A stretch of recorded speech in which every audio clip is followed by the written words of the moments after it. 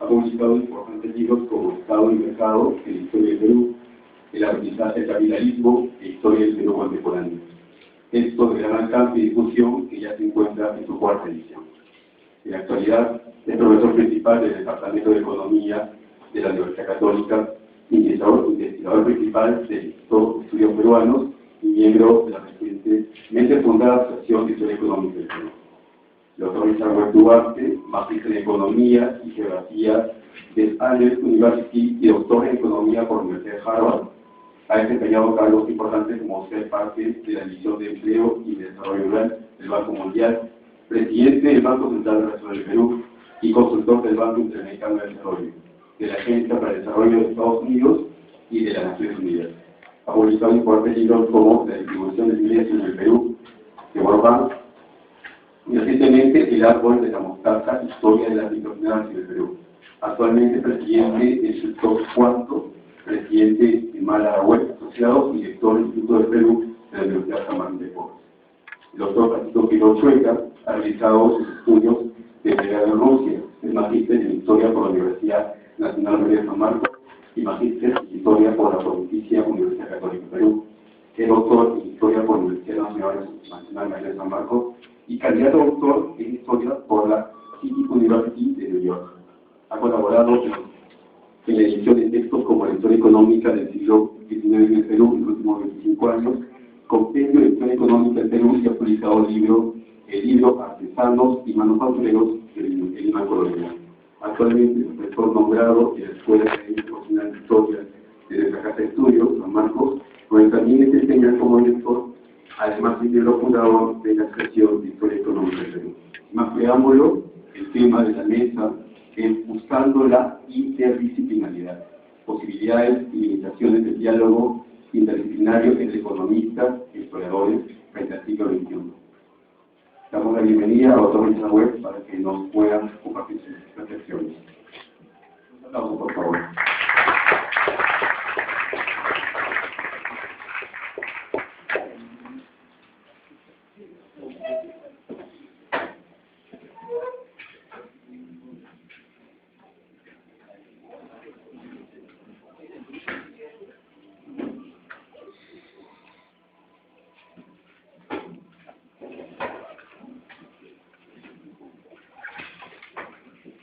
Buenas noches. Muchas gracias por su interés. Estoy encantado de visitar San Marcos. Tantos años que no venía y de compartir con ustedes. Me encanta el tema sobre el cual me sugirieron reflexionar, porque creo que en mi propio trabajo, sin realmente pensarlo de esa forma, pero en la práctica he cruzado fronteras de economía y historia, otras ciencias sociales, y me he quedado siempre sintiendo que eso es necesario cruzar fronteras para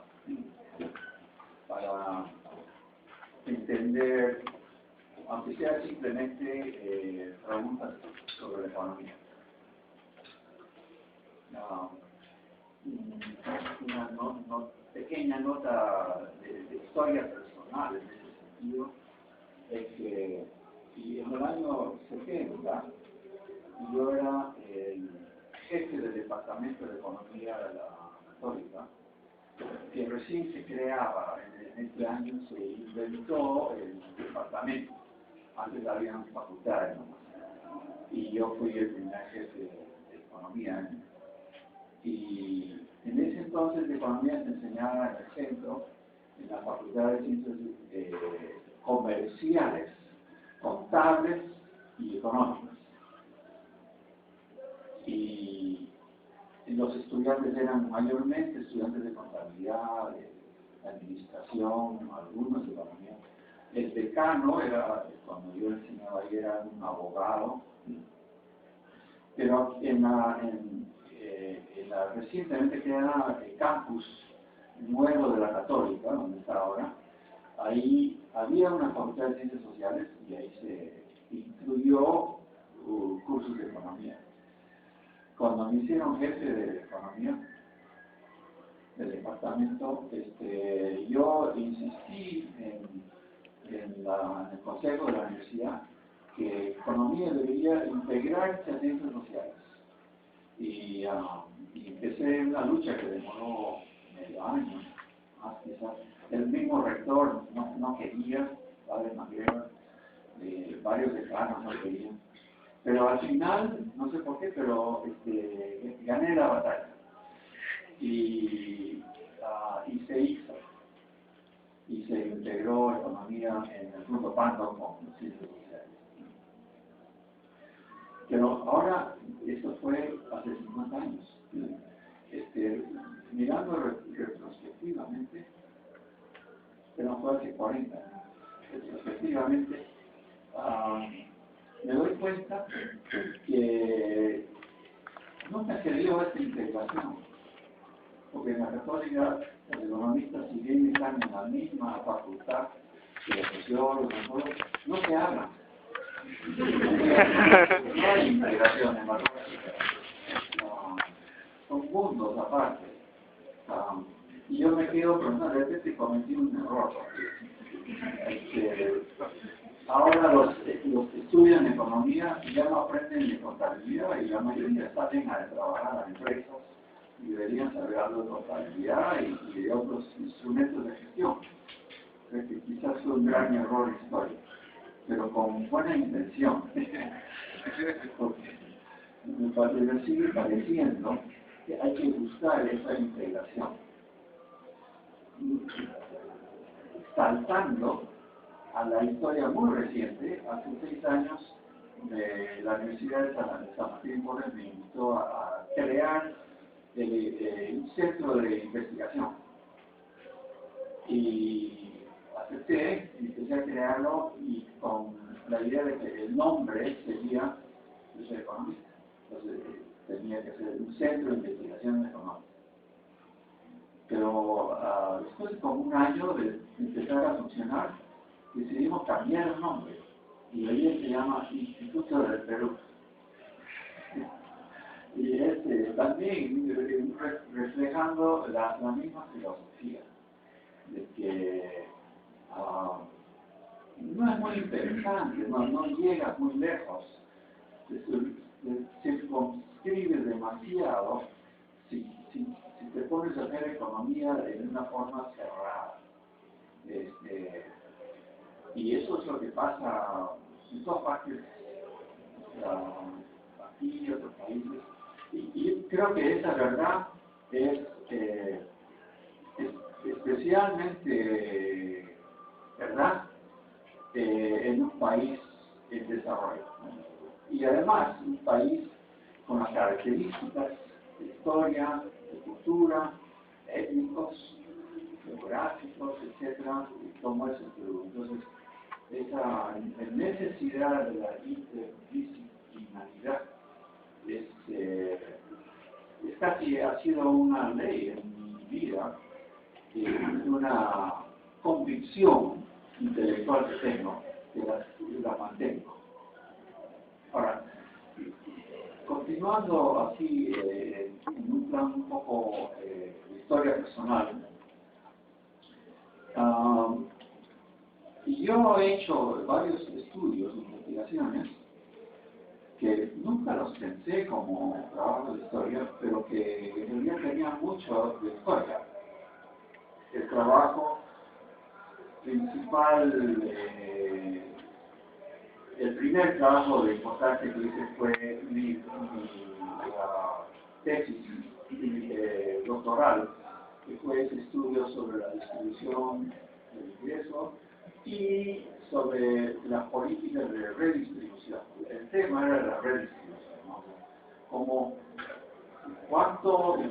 se podía perfilar esa desigualdad y cómo evaluar los intentos de reducir esa desigualdad.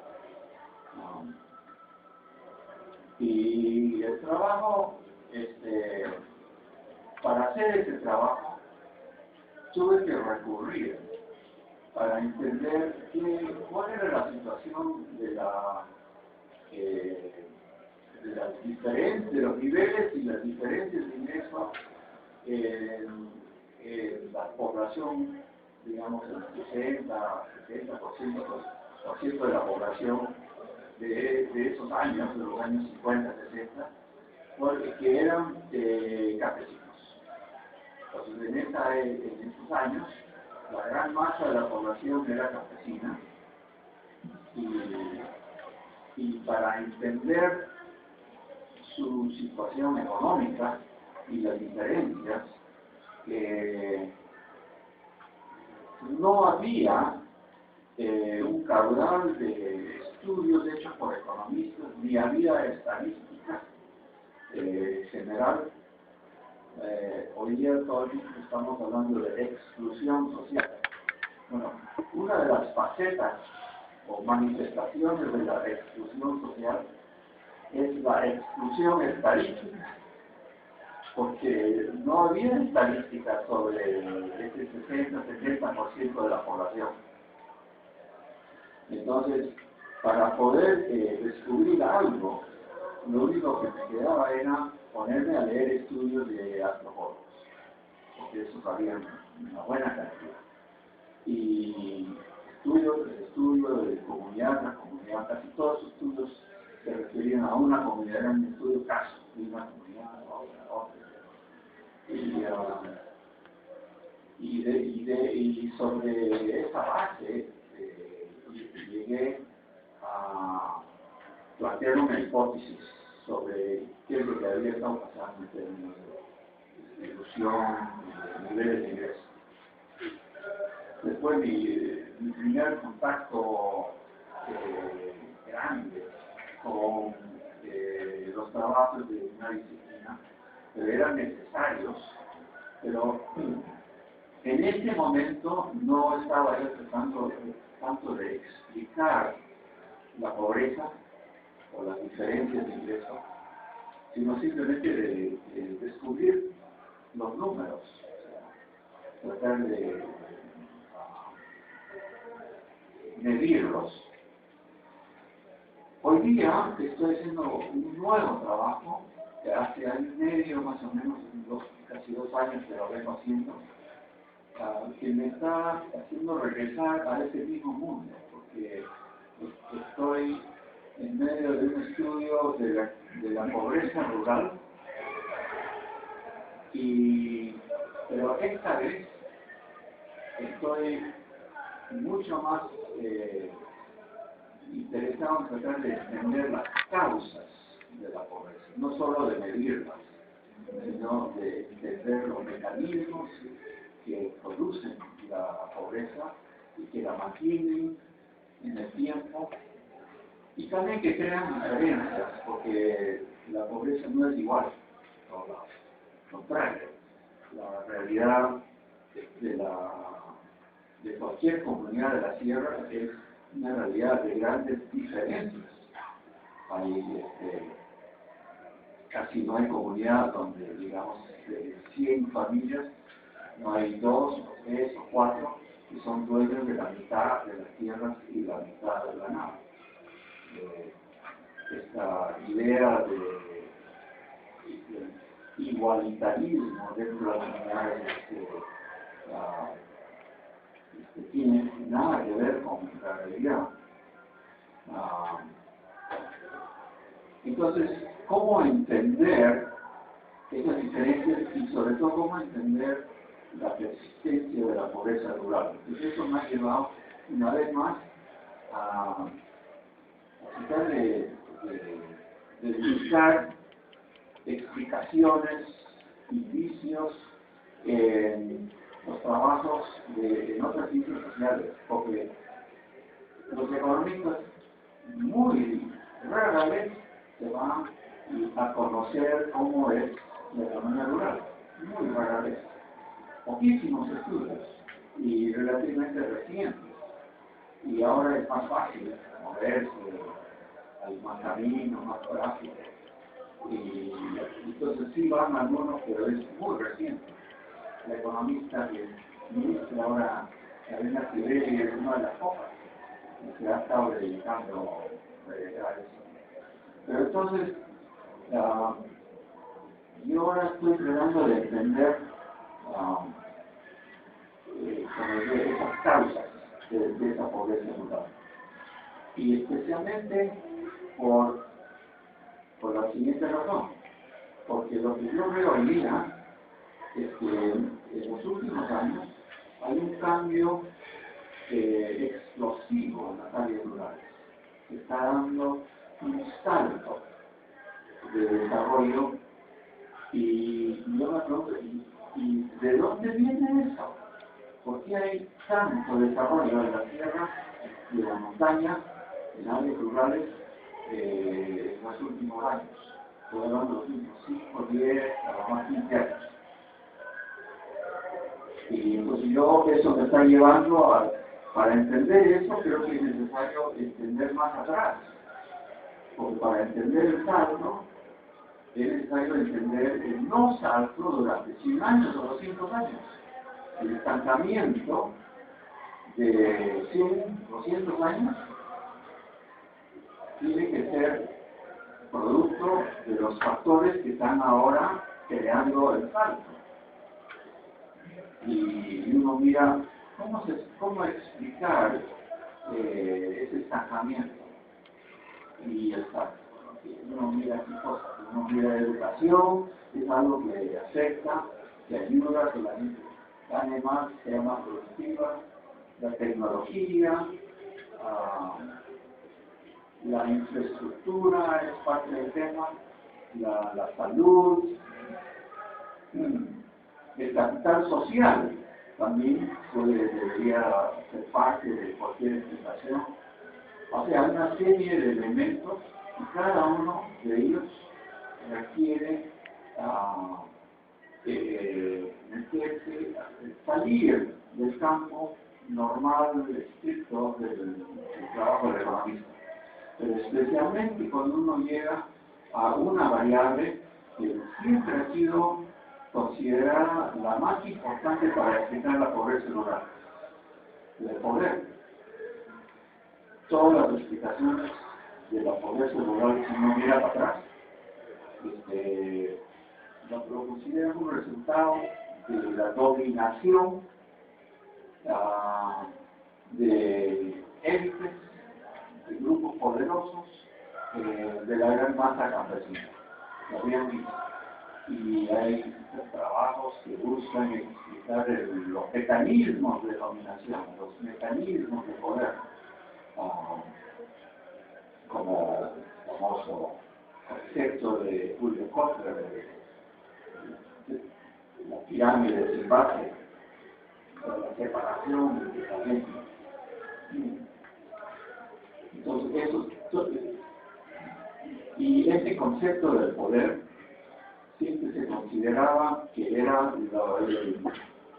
muchas veces simplemente sin pensar mucho, pero se hablaba de eso como que si eso bastaba para explicar la pobreza rural. Entonces, hoy día, ¿qué ha pasado? Un cambio enorme en el poder. ¿De dónde viene este salto?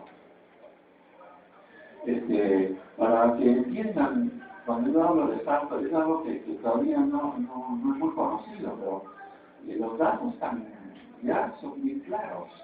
En los últimos 10 años, el ingreso promedio de la población rural ha crecido a un promedio de 6 y pico % al año. 6 y pico % en 10 años.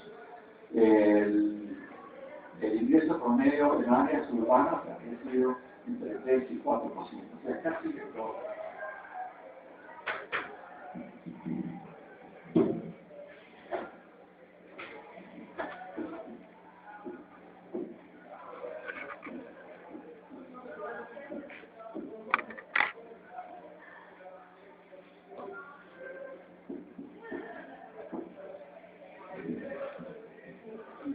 Son datos que hoy día aquí hay datos.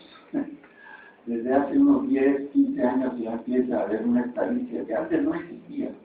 Y esta estadística viene, estos datos vienen de las encuestas que ya son anuales del INEI, encuestas de hogar.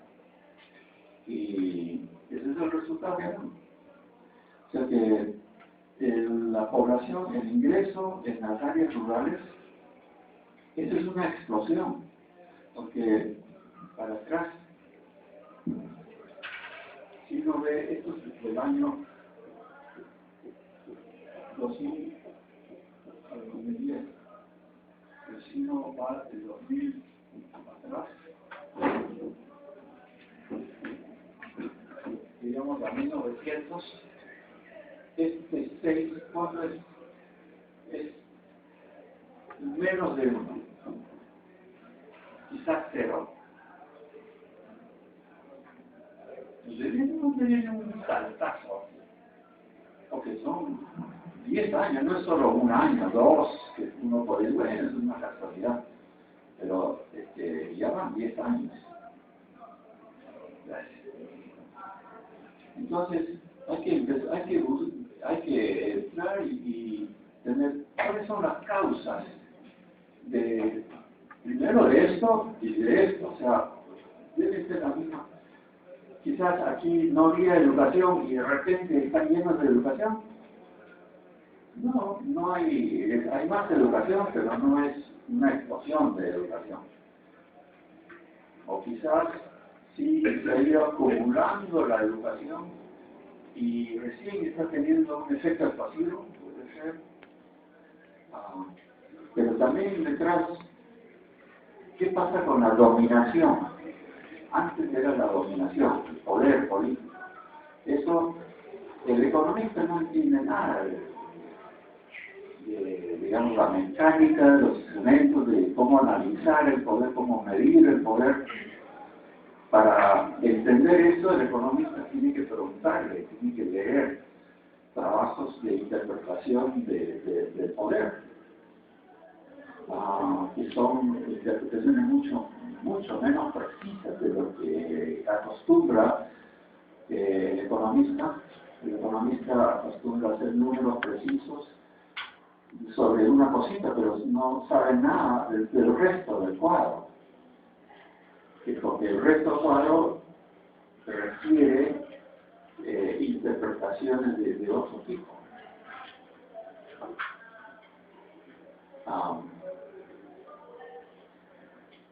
Mencionar otro tema que también es parte de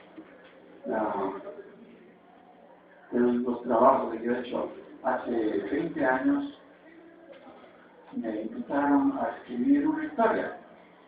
Mi vida había escrito una historia, nunca había pensado escribir historia. Siempre yo me lamentaba que en la universidad, donde yo tuve la oportunidad de estudiar economía, pero también concursos de otras áreas, hubiera podido estudiar esto, pero no lo hice. Más bien, yo estaba enamorado de la geografía. Entonces yo estudié geografía junto con economía. Eso es muy interesante, muy útil. Pero yo estoy seguro que para efectos de entender la evolución de una economía, mucho más me hubiera ayudado a estudiar historia. Pues yo estaba frustrado y en eso me invitan a escribir una historia. Se trataba de la historia del Banco Mundial. Tremenda institución que es el Banco Mundial. Y tremenda historia, porque ya tenía 50 años, estaba por cumplir 50 años. Entonces, me acepté, me fui a Estados Unidos y me pasé algo más de 6 años, casi 7 años, trabajando en esa historia. Y así se publicó hace más de 10 años. Bueno, ahí yo no estaba haciendo economía, no estaba haciendo una explicación de un fenómeno o situación económica. Yo estaba tratando de entender una institución. ¿De dónde salió la idea del Banco Mundial? ¿Por qué se diseñó? de la forma. ¿Qué es lo que buscaba el Banco Mundial? Y yo fui descubriendo cómo en el tiempo el Banco Mundial se había creado, había evolucionado, cambiando enormemente. Cambió tremendamente el Banco Mundial por efecto de circunstancias externas y también por personalidades. Son las cosas que cualquier historiador tiene que descubrir y manejar. Pero si bien todo esto era una historia, yo después me fui dando cuenta que también yo estaba explicando un pedazo de economía. Porque la historia económica tiene que tener mucho que ver, tiene que incluir mucho de historia de instituciones, porque las instituciones hacen la economía en algún grado.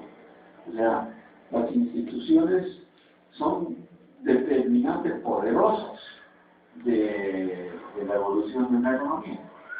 Entonces, para entender la economía es necesario entender de dónde salieron instituciones y cuáles fueron los accidentes históricos que le dieron dirección a esa institución. Entonces las instituciones son otra forma de entender por qué es tan necesario tener este matrimonio entre la economía pura y otras disciplinas. Yo siempre pensaba en la interdisciplinaridad como algo de ciencias sociales, de economía y antropología, sociología, ciencias políticas. Pero más y más ahora me doy cuenta que la interdisciplinaridad más importante de economía es historia. Claro que en la historia está mucho de lo otro. Pero, bueno, hay una serie de otros temas, pero creo que lo puedo dejar para preguntas, comentarios. Disculpen que he sido exaltado con algunas anecdóticamente, pero quería darles sabor de lo que está en mi cabeza.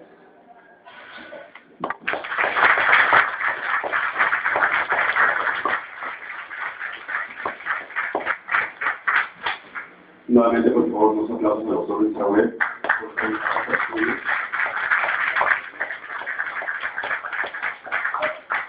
A continuación, el doctor Carlos Contreras, historiador. Adelante, por favor. Fuerte aplauso.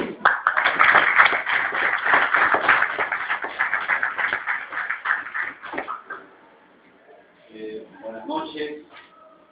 Agradezco mucho a los organizadores de este encuentro revalorando la historia económica por haberme invitado a compartir algunas ideas con ustedes y con el doctor Richard Webb. Admiro mucho y he leído sus trabajos, sacando siempre grandes lecciones. Me emociona además volver a estar en estas aulas en las que impartí clases hace algunos años. Pensé en el título de la sesión que nos reúne, ¿no? Buscando la interdisciplinariedad entre historiadores y economistas. La propia palabra es difícil ya de pronunciar y creo que su práctica nunca ha sido fácil. Habría que reflexionar por qué ocurre esto. Mientras los economistas hablen del presente y los historiadores se preocupen en el pasado, no hay mucha posibilidad, desde luego, que se encuentren y dialoguen. De vez en cuando existen, sin embargo, economistas que entienden que entre presente y pasado hay un hilo conductor, como el doctor Webb lo acaba de reseñar, ¿no? Encuentra que para entender los cambios en la pobreza rural hay que entender este hilo conductor entre las épocas anteriores y las actuales. La frontera entre el presente y el pasado no es desde luego fija, algo material, dónde termina el pasado y empieza el presente es una cuestión de interpretación. Al final, algunos economistas entonces entienden que hurgar en las raíces de los problemas de la economía presente puede ayudarlos poderosamente a entender esos problemas y a tratar de resolverlos. Nace entonces un interés por la historia, como nos lo ha explicado frecuentemente el doctor Huerta hace unos minutos. Algo similar ocurre o debería ocurrir entre los historiadores. Si uno quiere ir más allá de la transcripción de los documentos y del relato de los hechos políticos o las luchas sociales, hay que conocer cómo los hombres organizaban su subsistencia y acumulaban riqueza. Y el historiador comprenderá que para entender estos procesos de producción de la subsistencia y de acumulación de la riqueza, el conocimiento de los economistas y de la teoría económica le puede ser de utilidad. Es necesaria, sin embargo, mucha humildad para llegar a este punto. Y creo, lamentablemente, que la organización de las universidades y de la academia no ayuda mucho en esto. Generalmente las universidades separan a los economistas de los historiadores y pareciera que los profesores les tratan de inocular una especie de sentimiento fanático por su disciplina. No tratan muchas veces de evitar que se desvíen hacia otras disciplinas, como si fuera una especie de competencia por quien acumula más seguidores. Creo que estos celos, que parecen como de clubes deportivos, no fomentan esa palabrita compleja que es la interdisciplinariedad. Y como les digo, hay que esperar que haya economistas con sensibilidad por el conocimiento del pasado e historiadores con interés y humildad por valorar la importancia del conocimiento de otras ciencias sociales para que puedan hacer este diálogo. Incluso cuando se ha abierto el puente y los economistas y los historiadores sienten esta necesidad entonces de comunicarse, hay que ser también realista en que la comunicación no es fácil y fluida. La historia es muy antigua y la economía es muy joven. La historia nació como relato de leyendas, como relato de guerras, los milagros de los santos o las grandes acciones de los príncipes. Mientras que la historia nació científica, o con esa pretensión, por lo menos. Nació racionalista en medio de la tradición empirista inglesa, no hace mucho más de 200 o 250 años. Algunos dicen que historia y economía son por eso como el agua y el aceite, porque la historia habla de hechos y la economía habla de teoría, de conceptos y de leyes. La historia se ocupa de lo anecdótico, de lo accidental, de los hechos únicos y singulares, y le interesa lo que de singular y único tienen los hechos, por lo cual es reacia a utilizar teoría.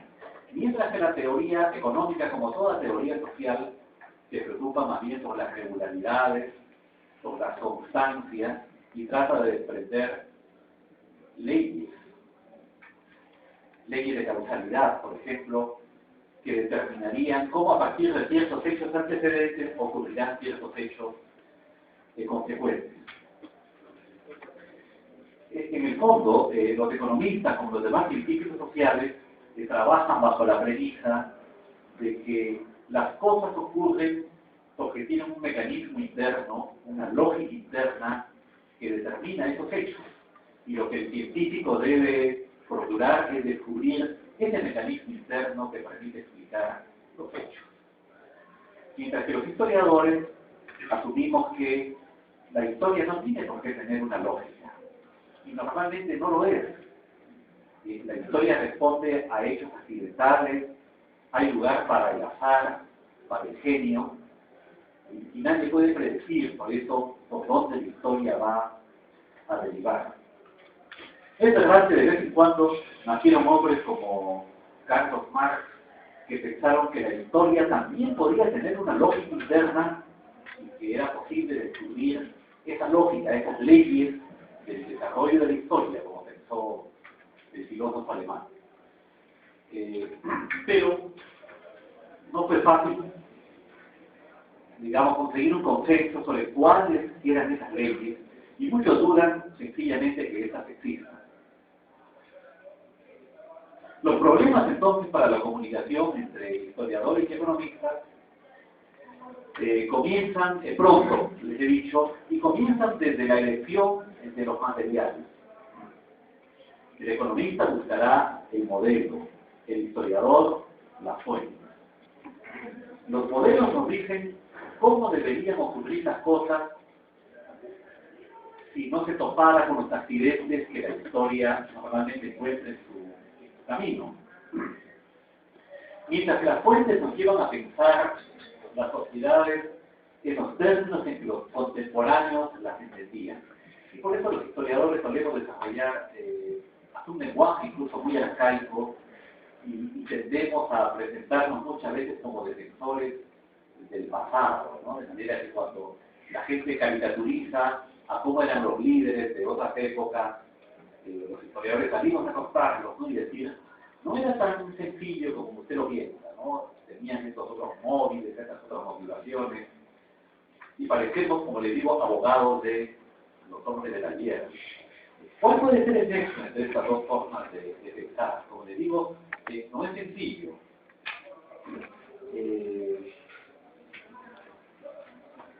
Y aunque el nexo no sea sencillo y la comunicación no sea fácil y fluida, no quisiera dejar la nota pesimista de que el diálogo no sea fructífero. Yo creo que debe serlo, pero despojándonos quizás de la ilusión de fundir la historia y la economía en una disciplina distinta a la suma de ambas cosas, pero que nos lleven a conformar un todo nuevo, una especie de síntesis. Quisiera hacer una breve reflexión de por qué los historiadores tendemos a ser reacios a los modelos, a la teoría y a las leyes, para terminar luego con una conclusión sobre a dónde debería llevarnos la búsqueda de la interdisciplinariedad. Creo que los historiadores tendemos a rechazar el uso de conceptos y de teoría, porque entendemos que un concepto petrifica una realidad que siempre cambia. Cuando a un historiador le preguntan un concepto, por ejemplo, ¿qué es la propiedad? Nunca responderemos simplemente con un diccionario, ¿no? Es tal cosa, sino que replicaremos con una pregunta y diremos la propiedad, pero ¿dónde? ¿Cuándo? Porque no es lo mismo la propiedad en la época prehispánica, por ejemplo, en el caso peruano, que la propiedad bajo el derecho castellano en la época colonial, o la propiedad bajo el liberalismo. Y lo mismo podríamos decir de cualquier otro concepto que la teoría económica utiliza en sus modelos, ¿no? Por ejemplo, ¿qué es el trabajo o el salario? ¿Qué son los intercambios? Si no podemos petrificarlos en conceptos, nos será difícil entonces trabajar con leyes. Incluso tendemos a sospechar que los conceptos son una ideología que las clases dominantes desarrollaron para la defensa de sus intereses. Y por ejemplo, el historiador de la propiedad dirá claro, en la época medieval hubo un concepto de propiedad que la clase señorial desplegó para garantizar sus derechos. Y luego, con las transformaciones de los siglos XVII, XVIII, XIX, el liberalismo cuestionó ese concepto, desarrolló un nuevo entendimiento de lo que era la propiedad. Y no es que este concepto sea el verdadero y el otro el falaz, ¿no? Sino que cada uno se ajustó a un tipo de sociedad, de las necesidades que esa sociedad tenía. La otra razón de la desconfianza que tenemos los historiadores sobre los modelos y las leyes es que casi siempre estos reposan sobre supuestos. Es decir, el economista trabaja bajo la idea de que la realidad va a funcionar así siempre y cuando ciertos parámetros sean constantes y no se muevan.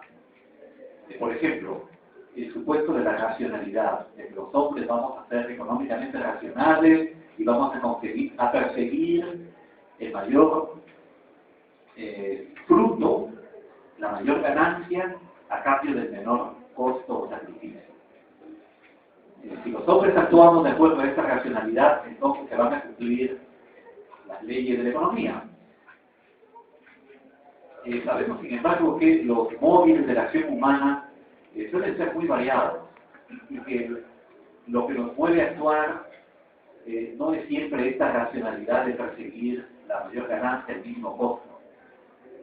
Los móviles de otras épocas o lo que guía nuestra conducta puede ser muy distinto, ¿no? Podemos buscar la perfección religiosa, estética, la libertad, la justicia, en fin, cada sociedad está caracterizado por cultivar un tipo de objetivo y de presentarlo como el que todos los hombres deberían perseguir. Otro de los supuestos de la teoría económica que casi nunca ocurre en la realidad es, por ejemplo, la buena información en manos de las personas, de los agentes económicos. Se supone que si yo soy racional y voy a perseguir el mayor fruto a cambio del menor sacrificio, debo saber dónde voy a conseguir ese mejor fruto, dónde está y cuál va a ser el costo si tomo la alternativa A o la alternativa B, el método A o el método B. Pero casi nunca es cierto que esa información está en nuestras manos. De manera que si yo tuviera en este momento que buscar el camión de 40 toneladas más barato y que me rinda los mejores servicios, seguramente que como nunca he comprado un camión en mi vida, voy a hacer una transacción muy mala, ¿no? No actuaré de acuerdo a los supuestos de la teoría económica por las dificultades de la información. En las sociedades del pasado, la información era muy escasa. El doctor Webb justamente nos ilustraba cómo hoy día tenemos mucha mejor información estadística que hace 20 o 30 años. Y conforme nos remontamos atrás, la información era muy escasa. Y quienes la tenían no la querían compartir, porque esa información era la base de su poder y sus privilegios. Esta es otra razón, entonces, les decía,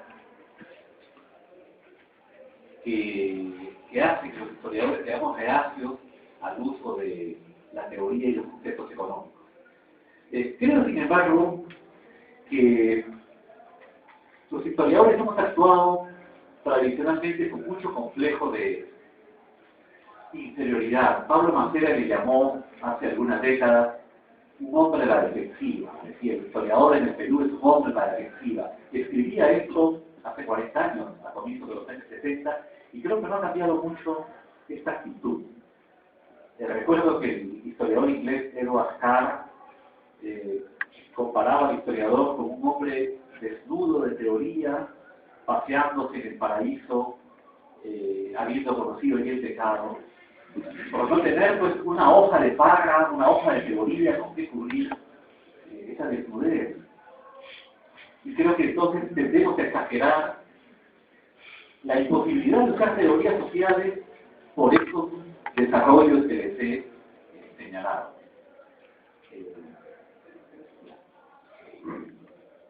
Creo en ese sentido que sería una sana actitud entre nosotros de romper estas, no son prejuicios, porque entiendo que tienen su base, pero estas ideas defensivas y tratar de establecer un diálogo con nuestros colegas de las ciencias sociales.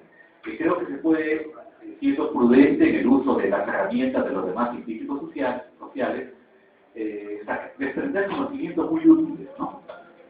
Nada más anoche, por ejemplo, en un seminario, un economista, profesor de la Universidad del Pacífico, nos explicaba cómo había reconstruido la contabilidad de la economía peruana en un lapso de 300 siglos.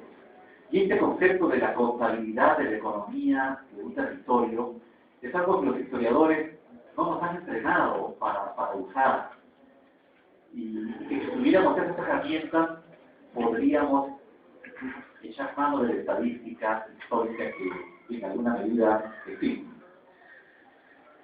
Se termino diciendo entonces que la interdisciplinariedad es difícil y que quizás debamos contentarnos de momento con dos tipos de historia económica, la de los historiadores y la de los economistas. Lamentablemente, en la historia económica de los historiadores, lo único económico es el tema. Por ejemplo, el estudio de la producción minera o el comercio entre Filipinas y el Callao o las finanzas públicas, pero el historiador que estudia estos temas no siempre tiene la cultura económica que debería para poder hacer hablar a los datos, como podría hacernos hablar un economista. Y de otro lado, también existe, claro, la historia económica de los economistas, en que lo único histórico es el contexto. Como quien elige rodar una película de intriga o de pasión en un medio, en un sitio distinto, porque le va a dar sabor y exotismo.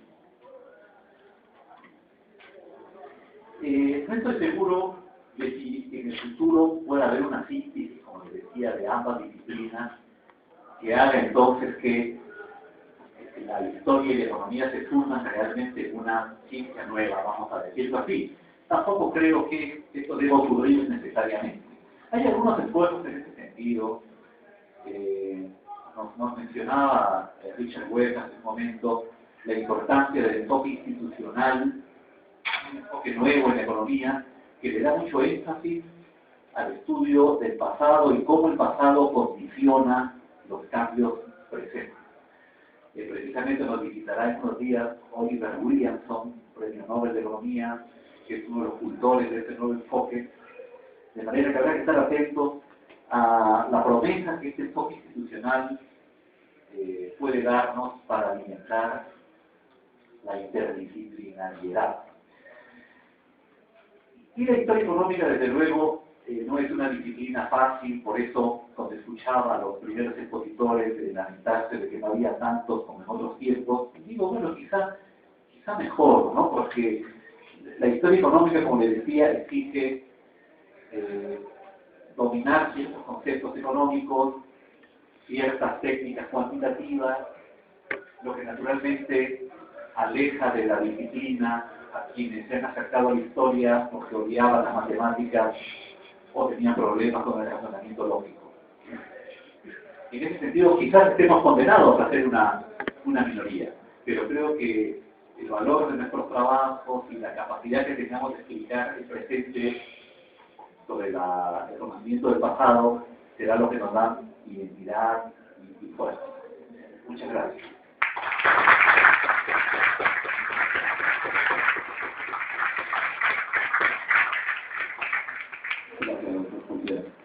Para terminar, los comentarios de un miembro de la casa, el doctor Quirós. Por favor, puede aplausos para el doctor Quirós.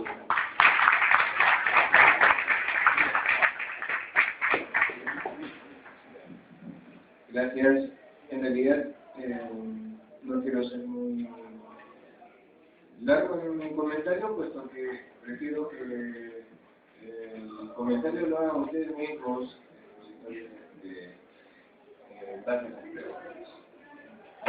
Lo que sí quiero es agradecer muchísimo a ustedes dos por el tiempo de compartir con nuestros estudiantes y unos profesores también, hablando acerca cada uno de sus disciplinas, ¿no?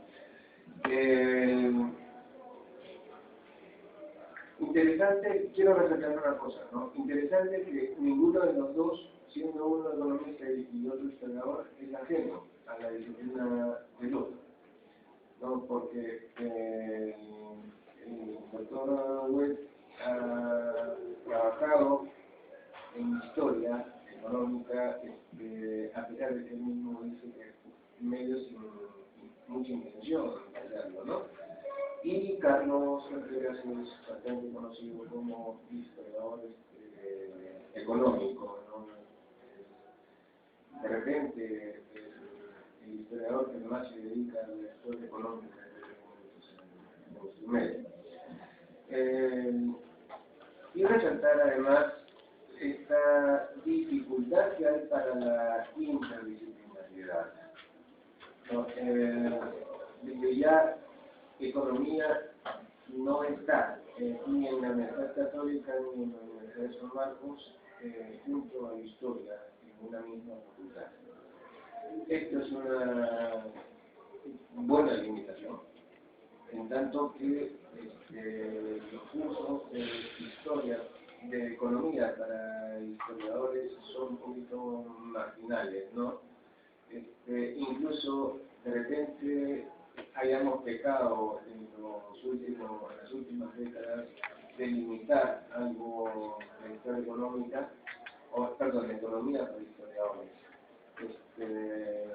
pensando en que el historiador tiene otra forma que estudiar la historia precisamente.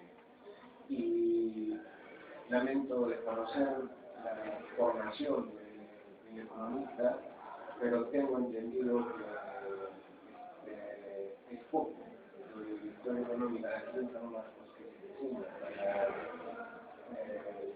la formación de economistas. Espero que aquellos que estudian economía que estén aquí presentes y me entienden para que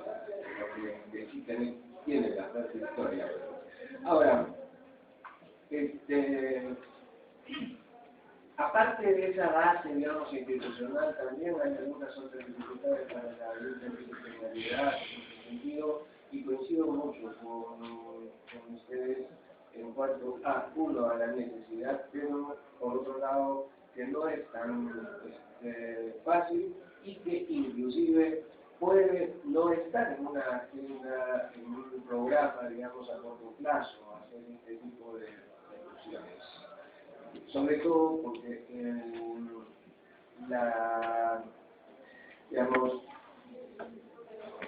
se trata de disciplinas que me parece a mí no necesariamente deben fusionarse en uno mismo, en una misma persona.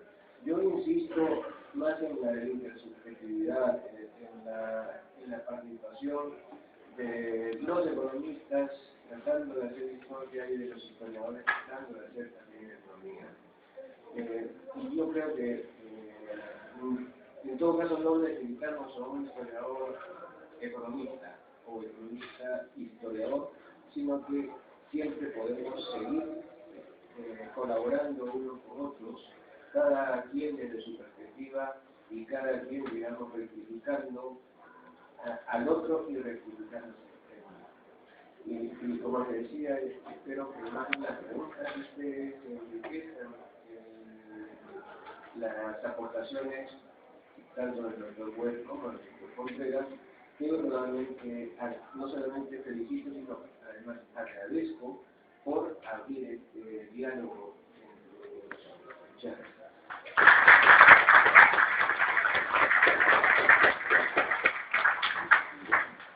Bueno, a continuación, si bien es una ronda de preguntas, por favor solo sean breves y vamos a hacer el micrófono para que esté como en la pregunta. No es necesario que presentan de qué universidad viene y a quién va dirigida la pregunta. Gracias. Gracias. No quiero perder la oportunidad de preguntarle al doctor Richard Webb, que está presente en San Marcos, sobre lo siguiente.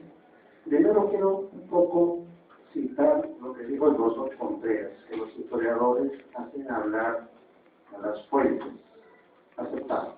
Pero yo creo que los economistas hacen algo más feo, llamemos entre comillas. Torturan las fuentes. Porque, no sé si está la mentalidad de los economistas. La pregunta para el doctor es la siguiente. ¿Usted cree que la historia es ciencia? ¿Cuáles serían sus argumentos? Porque usted no tiene duda de que la economía es ciencia, ¿verdad? Solo eso.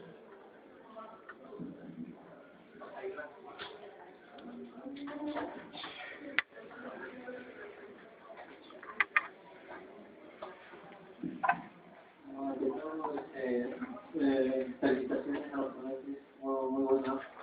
Yo soy economista y primero defiendo al profesor Francisco Quiroz, sí, los economistas llevamos historia del pensamiento económico mundial 1, 2, luego historia del Perú económica también 1 y 2.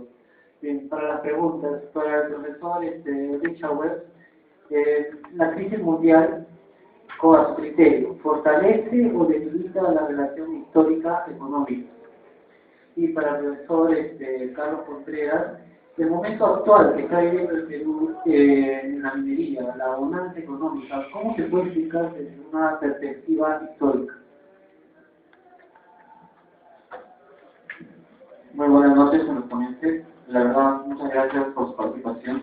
Soy de la Facultad de Derecho y la verdad me he quedado impresionado con el desarrollo de la historia y de la economía de forma paralela, pero a la vez muy ligada. Yo les puedo decir sobre un libro que he leído de John Kenneth Galbraith, que desarrolla una historia de la economía y él destaca el papel del historiador como del economo para prever futuros problemas o futuras causas que se puedan desarrollar en estas dos áreas, sobre todo en el ámbito económico, ya que no podemos predecir a ciencia cierta, pero podemos tener alguna tendencia y desestimar hacia los futurólogos, ¿no? Quisiera que me hablen más sobre esto el doctor Chagüe como el doctor Contreras, ¿no?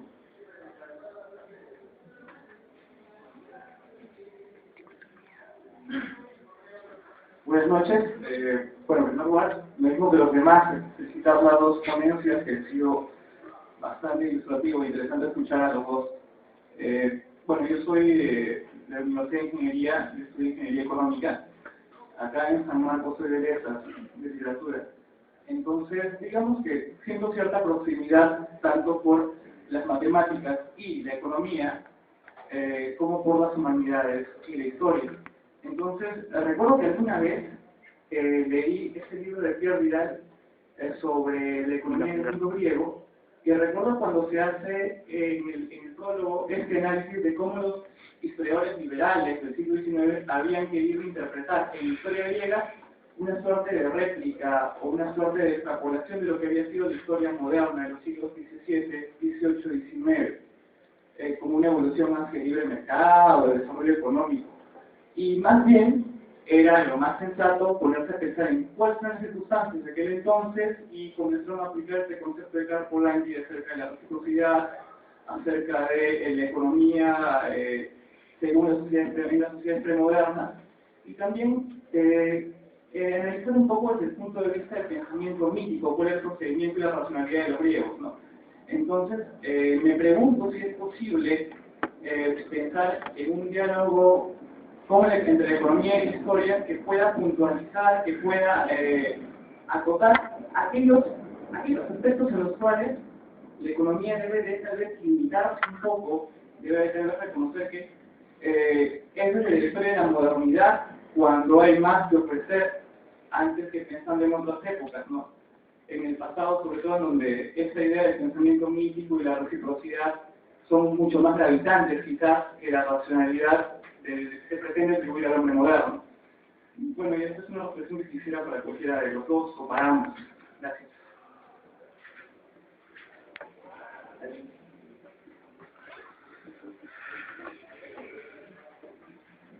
Buenas noches, mi nombre es Eduardo Espinosa, soy de profesión historiador y sociólogo. Mi pregunta es para los dos ponentes, en particular para el doctor Chávez. Aquí, como usted ha escuchado, siempre estamos hablando de historia y economía, pero tratamos de ayudarnos de la política.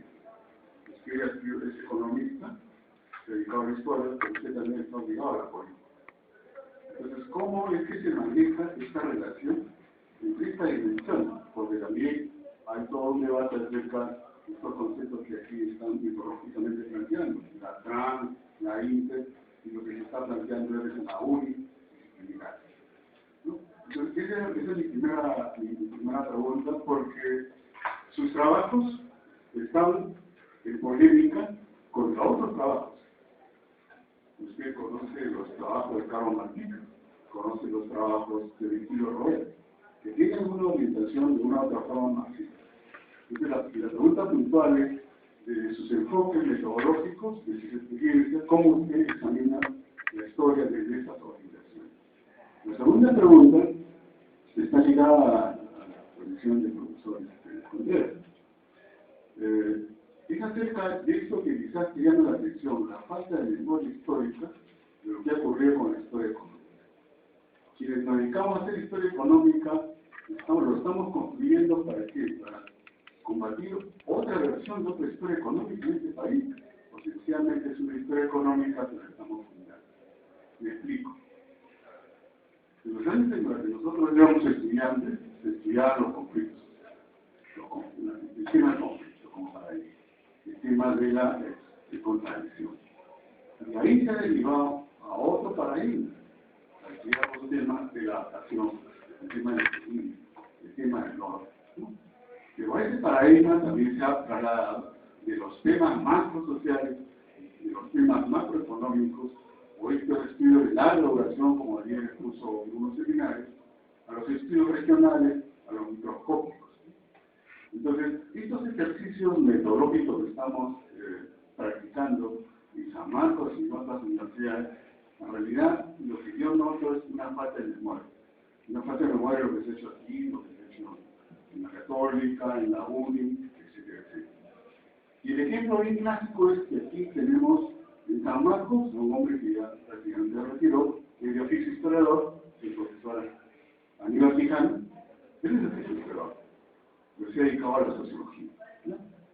Y de la sociología ha hecho una lectura, ¿no? Una lectura de este país, de los ciclos económicos, de los conflictos sociales y sencillamente el futuro que les tiene este país, ¿no? Entonces, son dos preguntas que me permito presentar. Gracias. ¿Una pregunta más? La última. Bueno, de antemano le agradezco la respuesta y también por venir a compartir sus puntos de vista con respecto a esta materia que es la historia económica. Bueno, mi pregunta va para el profesor Carlos Contreras. ¿Considera usted que para los historiadores aún no está resuelto el debate entre lo nomotético y lo ideográfico, o es que los historiadores apuntamos por lo ideográfico? No, porque, bueno, en este caso deja solo lo nomotético porque usted dice que los historiadores es poco, no es imposible asumir en este caso la búsqueda de leyes o algo por el estilo. Comentamos con el doctor Cristóbal.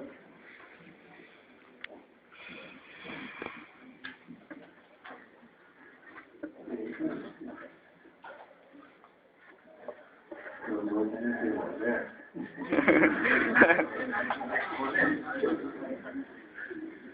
Con gusto.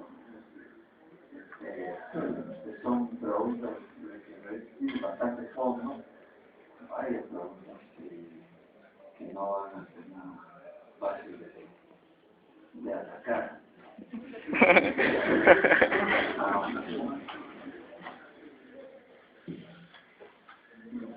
Incluso, pero voy a empezar con la última. Yo, uno de los primeros trabajos como ya economista profesional que yo escribí consistió en un capítulo, en un libro de Felipe sobre cuando hizo un libro sobre cuentas nacionales ahí por los años 70. Y yo era el jefe de la oficina de cuentas nacionales del Banco Central. Y conversábamos y me propuso escribir eso. Y también conocí a Carlos Papica cuando era diputado y era uno de los pocos que, digamos, analistas sociales que escribían de una forma altamente empírica. Tenían sus ideas, sus creencias, sus teorías que eran de izquierda, pero él atacó un problema de alimentación, de hambre, atacó un problema de estructura de propiedad y otros problemas así en forma sumamente empírica. Y a mí me encantó ver esos trabajos.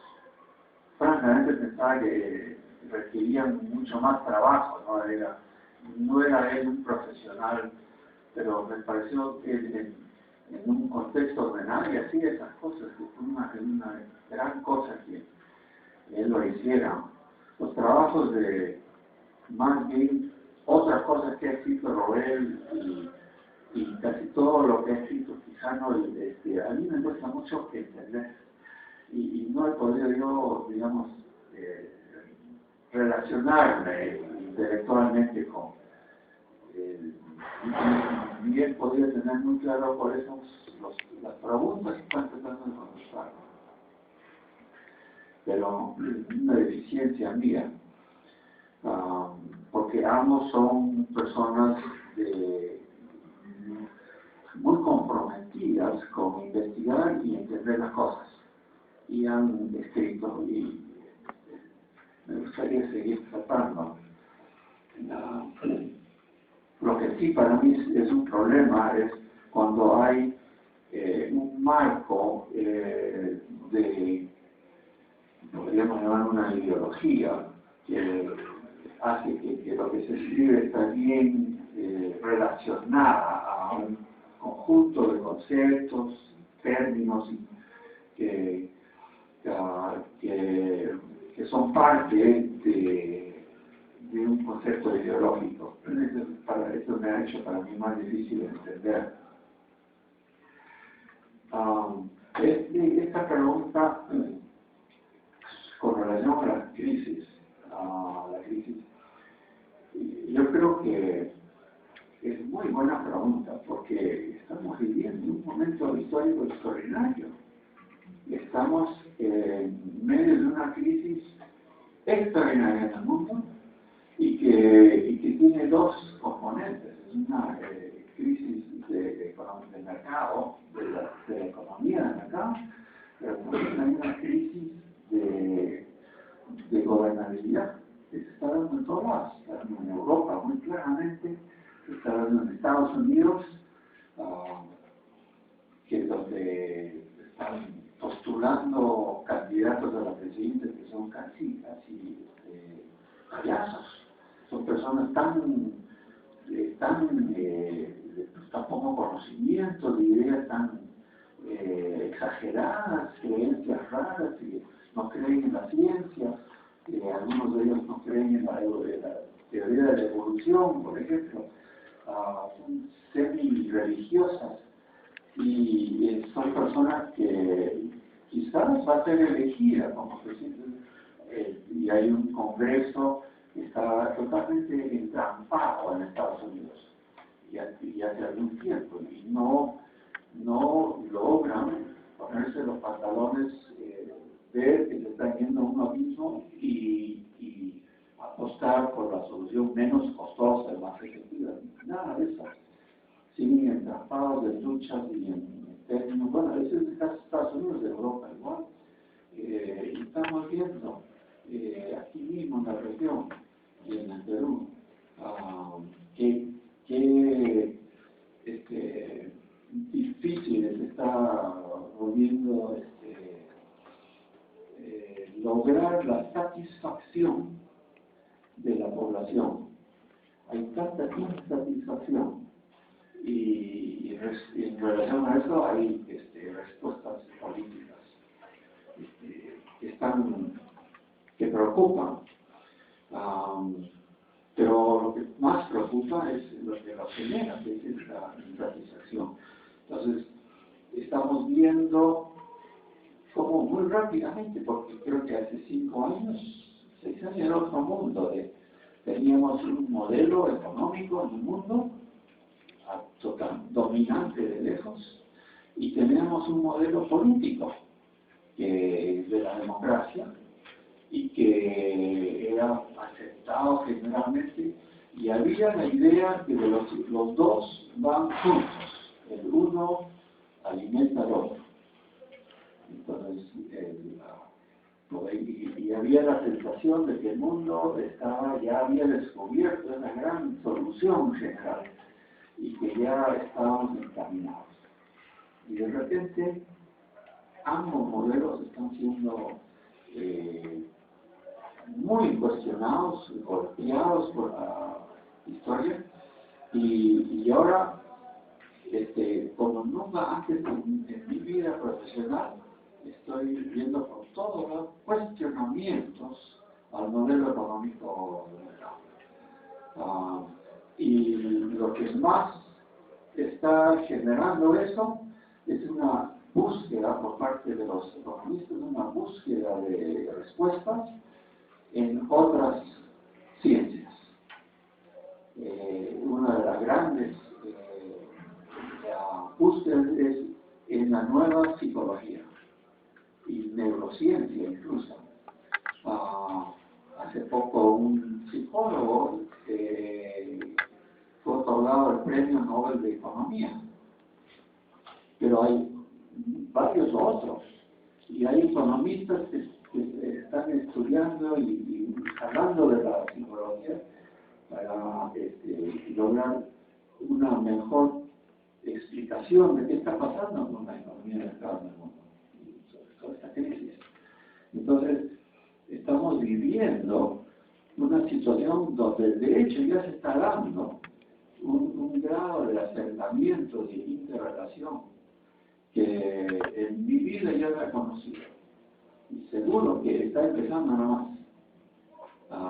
Pero va a ser, entonces, la preocupación que ha motivado esta reunión esta noche me parece que es sumamente oportuno.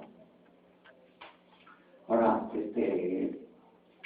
Galbraith sí es alguien que quizás antes, cuando hubo una crisis, la crisis anterior, y él escribió sobre la crisis de los años 30, y él sí recurrió y rescató la importancia de mirar la historia, y escribía tan claramente, tan además graciosamente, que él abrió los ojos a mucha gente y sigue siendo una gran luz allá atrás.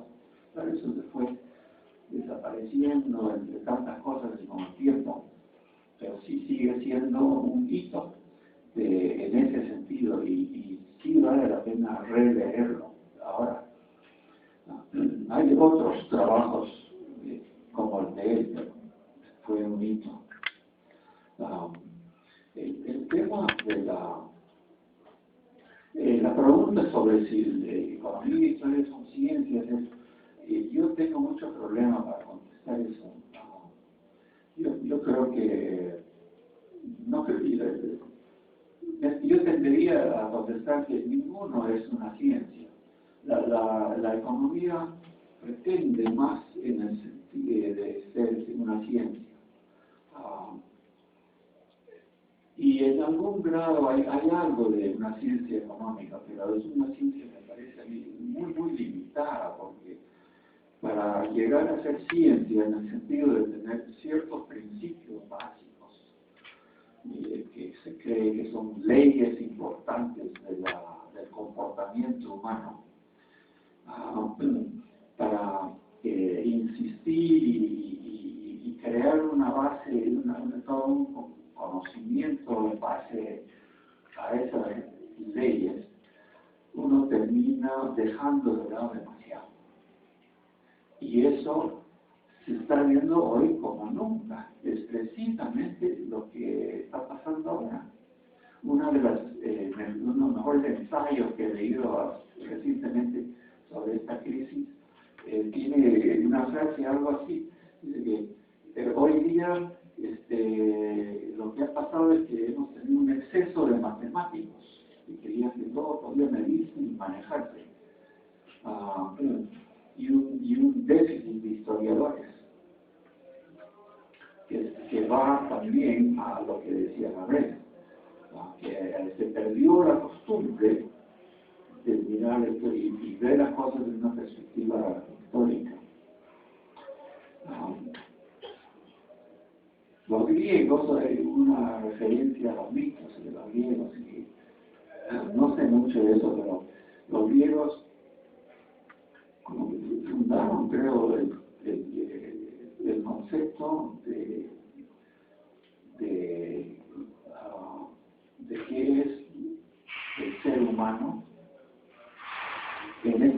concepto de la división entre la racionalidad y las emociones. Este fue un concepto de Aristóteles y pues central y ha sido quizás ha sido el concepto más central a lo que se llama la civilización occidental. Hoy día ese concepto está siendo severamente cuestionado y mucho de ese cuestionamiento está viniendo de los recientes descubrimientos de la neurociencia, donde se está descubriendo que así no funciona la cabeza de la gente. Esta idea de que hay una cabeza ahí que recibe impulsos emotivos y acepta algunos y no otros y maneja mirando y evaluando esto está siendo muy cuestionado por la neurociencia.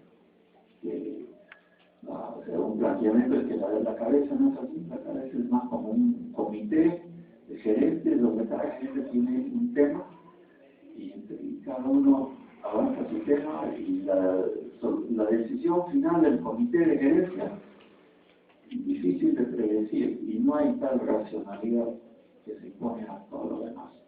En todo caso, hay cosas muy interesantes que se están descubriendo y están poniéndose sobre la mesa para tratar de entender este mundo y este momento histórico tan especial que estamos viviendo. Y estas cosas muy interesantes, yo creo que son enormemente interdisciplinares en su misma naturaleza.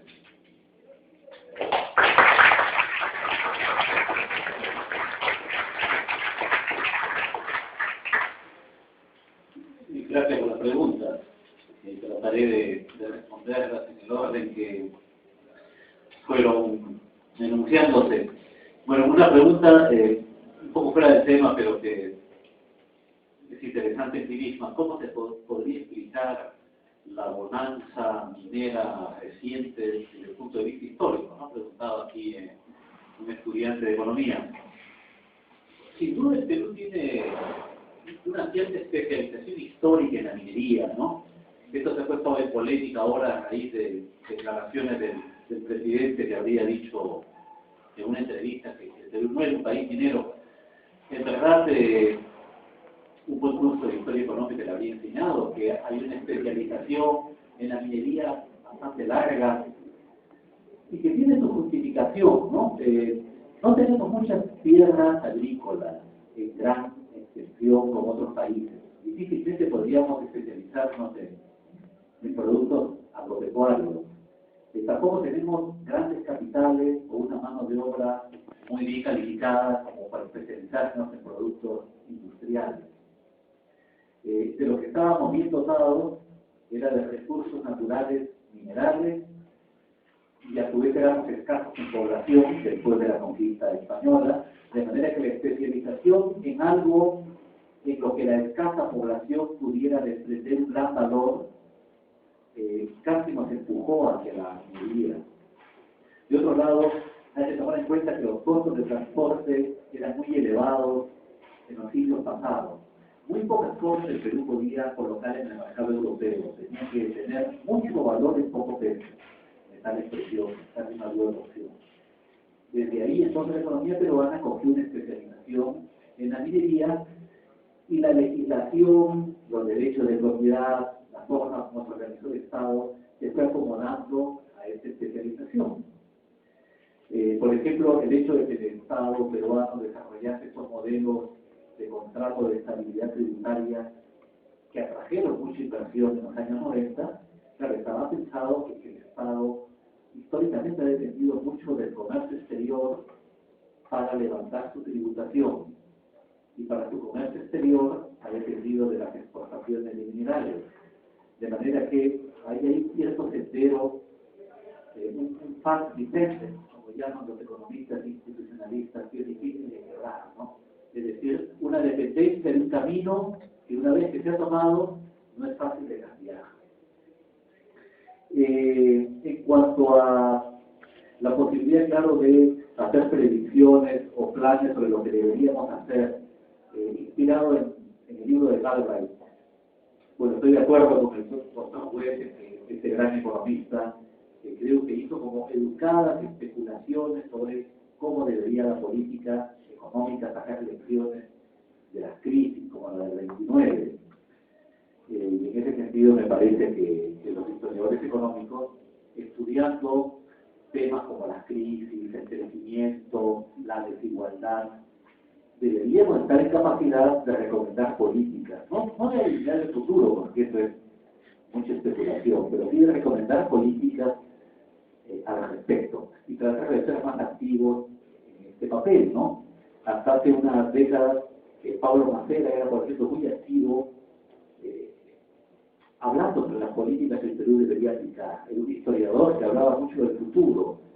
Necesitaríamos más hombres como él, más historiadores como él, más mediáticos, podríamos decir, y que se aventuren sobre su conocimiento del pasado a recomendar políticas. Si los economistas deberían limitarse a estudiar épocas contemporáneas y no aventurarse al estudio de las épocas más remotas, no creo que deban estar condenados al estudio de las economías recientes o capitalistas.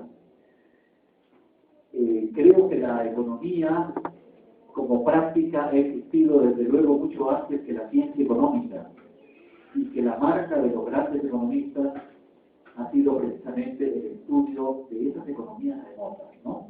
Pienso en John Hicks, por ejemplo, en Joseph Schumpeter, el propio John Keynes, bueno, Adam Smith, mismo Douglas North. Todos ellos estudiaron la economía precapitalista, porque justamente quisieron ir más allá de la teoría económica neoclásica, y en cierta forma llegaba a cuestionar los cimientos de la economía neoclásica, y creo que hicieron grandes trabajos que los historiadores nos han iluminado mucho. Bueno, César Espinosa preguntaba si había cierto algo de sepultar u olvidar la historia económica anterior. Va de retro, le diría, ¿no? Sea libre de Dios de semejante perfección. Yo creo, al contrario, que estos trabajos han sido muy valiosos. No los he mencionado porque en la primera sesión lo hicieron bastante, ¿no? Los trabajos de Horacio Berilla, Carlos Lazo, el propio Virgilio Roel, Emanuel Burga. Quizás no entendí la parte que decías que estudiaban el conflicto, la lucha. Yo creo que se pusieron a estudiar el comercio exterior y a reconstruir series, Bonilla, por ejemplo, del comercio exterior, Shenhan también, Manuel Burga, los diezmos, Shenhan los salarios, Carlos Lazo las acuñaciones de moneda. Es decir, se propusieron la tarea de reconstruir grandes series cuantitativas de nuestra macroeconomía, y creo que sus trabajos desde luego merecen nuestro aprecio y reconocimiento, de manera que si haberlos omitido hubiese dejado alguna sombra de duda sobre mi poco aprecio o peor deseo de sepultar o olvidarlo, va de resto, como digo, y más bien le hago mucho honor a esta generación de historiadores económicos de los años 70. En cuanto a que el historiador debería abstenerse de usar leyes, bueno, yo diría aquí, hurtándole una expresión a los economistas, que el historiador tendría que hacer un análisis costo-beneficio. Es decir, una ley o un modelo es una representación estilizada de la realidad, de manera que si yo presumido de una ley que voy a querer explicar la realidad, estoy tomando ciertos aspectos de ella que juzgo que son decisivos y omitiendo muchos otros aspectos, N aspectos, porque no están en el modelo, supuestamente porque no son decisivos. Pero claro, la economía está llena de leyes que luego han sido descartadas porque fallaron omitiendo aspectos que finalmente resultaron decisivos, aunque el autor del modelo no lo había previsto así. Entonces, ese sería el peligro de que el historiador use leyes o modelos. Creo en ese sentido que el historiador en cierta forma ha sido seleccionado por el gran repartidor de la división del trabajo entre los científicos sociales para ser aquel que vaya a ver la realidad sin anteojos teóricos, justamente para que no se le escape nada. Al antropólogo, al economista, al sociólogo, al politólogo, se le nutre de una teoría para que él estudie la realidad bajo ese lente. Pero hay que reservar a alguien que sin lentes estudie la realidad, es el historiador, al cual lo apartan de la teoría para que no tenga anteojeras, pero le dan mucha información para ver cómo un hombre sin teoría, pero oculto, inteligente, como todos, se supone promedio, ve la realidad, ¿no? Creo que ese es el papel un poco que nos toca. Y como les digo, yo creo que deberíamos estar abiertos a utilizar teoría como herramienta, pero siempre siendo conscientes de que a algo estamos renunciando, estamos perdiendo. Muchas gracias.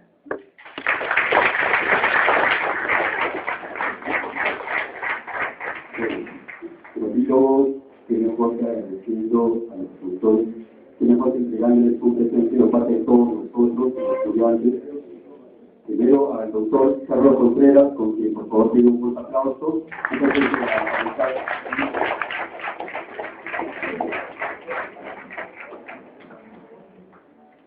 El doctor Luis Arguel, quien estaremos acompañado el día de hoy con su gran exposición, por favor.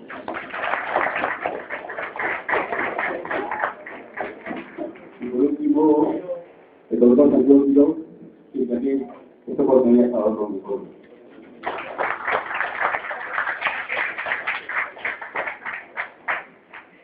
A todos, muchas gracias y muchas gracias por esta oportunidad. Gracias.